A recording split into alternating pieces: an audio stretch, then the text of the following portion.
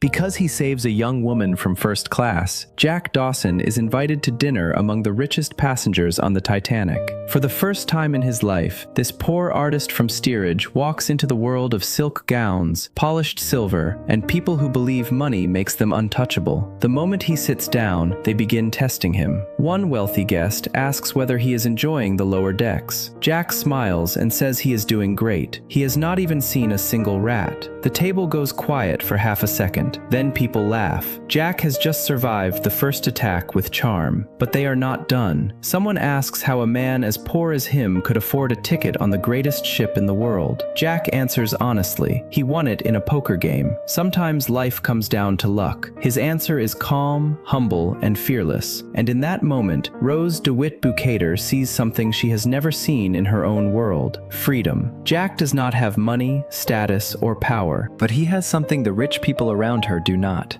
He owns himself. That is exactly what Rose is missing. Before boarding Titanic, Rose's life had already been decided for her. After her father's death, her family's money was gone, but her mother, Ruth, still wanted to keep their place in high society. So Rose was forced into an engagement with Cal Hockley, the wealthy heir to a steel fortune. For Ruth, the marriage is survival. For Cal, Rose is a beautiful possession. For Rose, it feels like a gilded cage. She boards Titanic not as a woman starting a new life, but as someone being shipped toward a future she does not want. Meanwhile, Jack's reason for boarding is completely different. He is broke, wandering, and full of life. Only minutes before the ship leaves, he wins 2 third-class tickets in a poker game and runs aboard with his friend Fabrizio. To Jack, Titanic is not a cage, it is a miracle. He stands at the bow, looks out at the endless ocean, and feels like the king of the world. At the same time, Rose sits in first class, surrounded by wealth and suffocation. At dinner, the ship's owner, Bruce Ismay, proudly talks about Titanic as if it is beyond nature itself. Unsinkable, a floating monument to human ambition. Rose listens, unimpressed. She tries to smoke, but Ruth scolds her, and Cal takes the cigarette from her hand like she is a child. Rose can barely breathe in this world. Later that night, overwhelmed by pressure and trapped by expectations, she runs to the stern of the ship in despair. Jack happens to see her. He does not panic. He does not judge her. He talks to her carefully, keeping her focused, using humor and honesty to pull her back from the edge. When Rose slips while trying to return to safety, Jack grabs her and pulls her up. But when the crew arrives, they misunderstand the scene. Jack is handcuffed, and Cal immediately assumes the worst. Rose quickly lies to protect him, saying she slipped while trying to look at the propellers, and Jack saved her life. Cal offers Jack $20 as a reward. Rose is insulted. Is her life only worth $20? So Cal, with jealousy hiding under politeness, invites Jack to dinner the next night. His real plan is simple: put this poor boy in front of first class and humiliate him. Later, Cal gives Rose the heart of the ocean, a huge blue diamond once connected to royalty. It should feel like a priceless gift. Instead, around Rose's neck, it feels like a collar. The next day, Rose goes looking for Jack. Her elegant clothes draw attention in the lower decks, but Jack is more surprised than anyone. They walk the deck together, and Rose thanks him for saving her. Then she sees his drawings and realizes he is an artist, someone who has lived through experience instead of inheritance. Jack has wandered through the world with almost nothing. And yet, he seems more alive than anyone Rose knows. Compared with him, Rose feels like a bird raised in a cage. So Jack tries to show her how to break one tiny rule. He teaches her how to spit over the side of the ship. It is crude, ridiculous, and completely improper. At first, Rose is shocked. Then she tries it. For the first time in a long while, she laughs without asking permission. Unfortunately, Ruth appears at the worst possible moment. Rose has no choice but to introduce Jack to the group. Ruth looks at him with obvious disgust. Most of the first-class women do the same. Only Molly Brown treats him with kindness.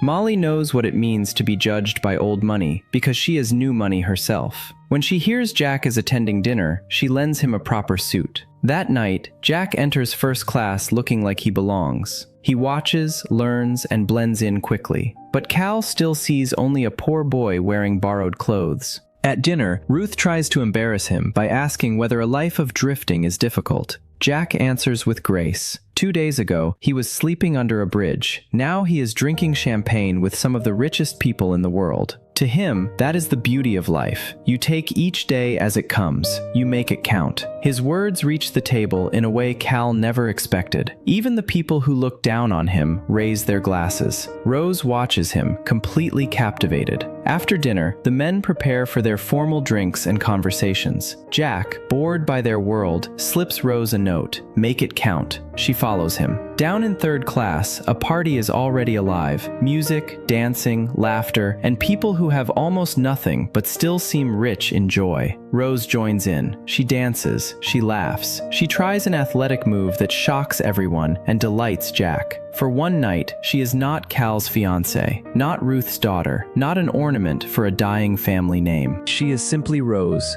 But Cal's servant, Lovejoy, sees enough to report back. The next day, Cal explodes. Rose sees the frightening side of the man she is supposed to marry. Ruth then begs Rose to stop seeing Jack, reminding her that their whole family's future depends on her marriage. Rose gives in. She tells herself she must do what is expected, but Jack refuses to let her disappear into that cage without one more truth. With help from friends, he reaches first class and finds Rose during a tour of the ship. He pulls her aside and tells her what no one else has dared to say. She is dying inside, not physically, but spiritually, and only she can save herself. Rose is moved, but she is terrified. She tells Jack to leave her alone. After he walks away, she sees a mother teaching her little daughter the manners of high society. It is like looking into her own future, a perfect little girl being trained for the same perfect prison. Rose cannot accept it anymore. She finds Jack at the bow of the ship. Before she can explain, Jack already understands. He helps her climb onto the railing and tells her to open her arms. The wind rushes around them. For the first time, Rose feels weightless, like she is flying. And when they kiss, it is not just romance, it is rebellion. Later, while Cal is away, Rose brings Jack to her room. She asks him to draw her wearing only the heart of the ocean. For Jack, the moment is intimate, nervous, and deeply serious. He has drawn many people before, but Rose is different. He sees not just beauty, but courage. When he finishes,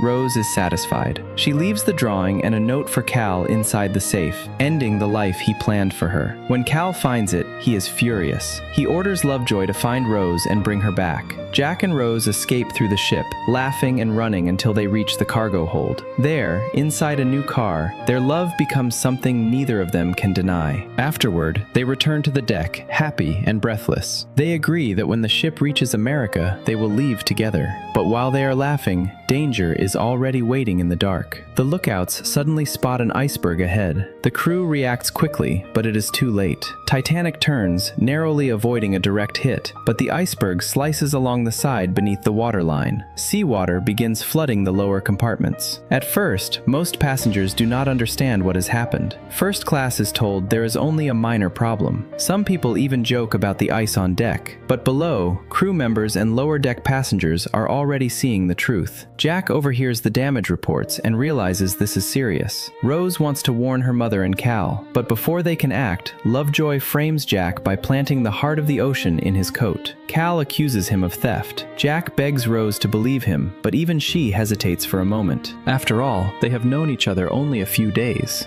Jack is taken away and locked in a room on the lower decks.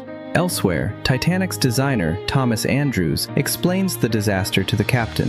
The ship can survive 4 flooded compartments, but 5 are already breached. Titanic will sink. No pumps can save her. At most, she has only a couple of hours. The captain orders distress calls to be sent, but the nearest ship that can answer will arrive too late. Soon, passengers are told to wear life jackets and gather at the boat deck. The crew begins lowering lifeboats, but there are not enough boats for everyone. When Ruth wonders whether the lifeboats will be seated by class, Rose sees the truth clearly. To these people, even disaster still has a social order, and in that moment, she realizes Jack was framed. Rose refuses to leave without him. She spits in Cal's face and runs back into the ship. Andrews tells her where Jack is being held. The lower decks are already flooding, but Rose keeps going. She finds Jack handcuffed to a pipe. There is no key, so she searches desperately and finds an emergency axe. Her hands shake, but she swings. The handcuffs break. Jack is free. Now the two of them have to escape the rising water. They fight their way through locked gates, flooded corridors, and panicked crowds. At one point, steerage passengers are blocked from moving upward, while first class gets priority at the lifeboats. Jack and others finally break through the barriers. Above deck, the situation is getting worse. Some lifeboats are lowered with far fewer people than they can carry, because crew members fear they will buckle under the weight. Andrews is horrified. Every empty seat is a life lost. Cal tries to buy his way onto a lifeboat, but even money has limits now. When he finds out Rose is with Jack, he chooses jealousy over survival and goes after them. He convinces Rose to get into a lifeboat, claiming he and Jack will escape another way. Rose almost believes him, but as the boat lowers, she looks at Jack and understands the truth.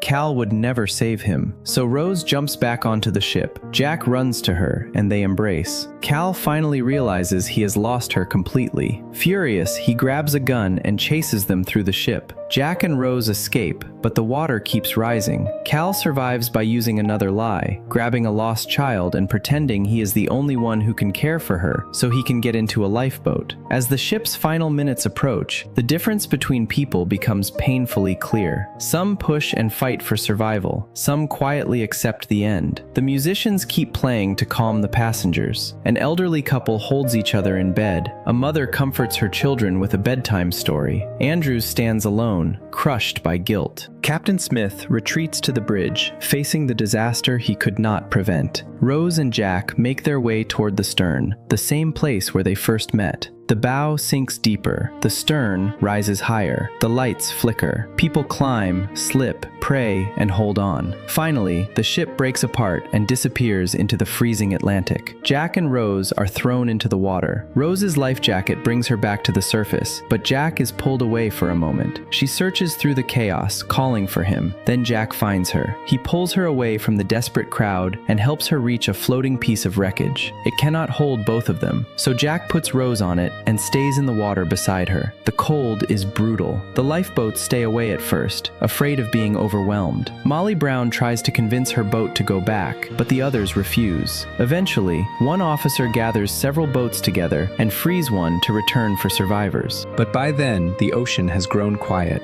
Jack, freezing and fading, keeps Rose awake. He makes her promise she will survive, that she will never give up, that she will live a long life, have children, grow old, and die warm in her bed. Rose promises. By the time a rescue boat returns, Jack is gone. Rose has almost no strength left, but she remembers her promise. She lets go of Jack, finds a whistle from a nearby officer, and blows it with everything she has left. The rescue boat hears her. She survives. At dawn, the remaining survivors are brought aboard the Carpathia. Cal searches for Rose, but she hides from him. The life he represented is over. When an officer asks her name, she gives a new one, Rose Dawson. From that moment on, she lives the life Jack made her promise to live. Years pass. Rose rides horses, flies planes, travels, laughs, and builds a life full of the freedom she once thought she could never have. She has no photograph of Jack, but every choice she makes carries him. More than 80 years later, treasure hunter Brock Lovett and his team search the wreck of Titanic for the heart of the ocean. Instead, they find a safe containing Jack's drawing of young Rose. When the image appears on television, elderly Rose Dawson Calvert contacts them. She comes aboard the research ship and tells the full story. For Brock, Titanic had been a wreck, a mystery, and a treasure hunt. Through Rose, it becomes human, a story of love, class, fear, courage, and survival. That night, Rose walks to the railing alone. In her hand is the heart of the ocean. She has had it all along. To everyone else, it is a priceless diamond. To Rose, it belongs to the past. So she drops it into the sea, returning it to Titanic, and in her heart to Jack. Then she goes to sleep peacefully, surrounded by photographs of the life she lived, the life she promised. And whether in memory, dream, or something beyond this world, she returns to Titanic one last time. The lights glow. The lost passengers wait. Jack stands at the grand staircase, and Rose walks toward him. Titanic is a 1997 epic romantic disaster film written and directed by James Cameron, starring Leonardo DiCaprio as Jack Dawson, Kate Winslet as Rose DeWitt Bukater, Billy Zane as Cal Hockley, Frances Fisher as Ruth DeWitt Bukater, Kathy Bates as Molly Brown, Victor Garber as Thomas Andrews, Bernard Hill as Captain Smith, and Bill Paxton as Brock Lovett. On the surface, it is one of cinema's greatest love stories, but underneath the romance, it is about freedom. Rose begins the story trapped by class, family duty, and a future chosen for her. Jack has almost nothing, yet he lives with the kind of freedom Rose desperately wants. He does not just fall in love with her, he wakes her up. He shows her that life is not meant to be performed for other people. It is meant to be lived. That is why the promise in the ocean matters so much. Jack does not ask Rose to die for love. He asks her to live for it, and she does. Titanic also reveals how fragile human pride can be. The ship is called unsinkable. The rich believe money can protect them. The powerful believe technology has conquered nature. But when the ocean rises, all those illusions collapse. What remains is character. Some people choose selfishness, some choose courage, some choose dignity, and some, like Jack, give everything so another person can have a future. In the end, the heart of the ocean is not the real treasure. Rose's life is. Every photograph, every adventure, every breath she takes after that night becomes proof that Jack's love did not end in the Atlantic. It became the force that carried her forward. The ship sank, but the promise survived. And that is why this story still refuses to disappear. That's all for today's movie recap. If you enjoyed this story, don't forget to like, comment, and share.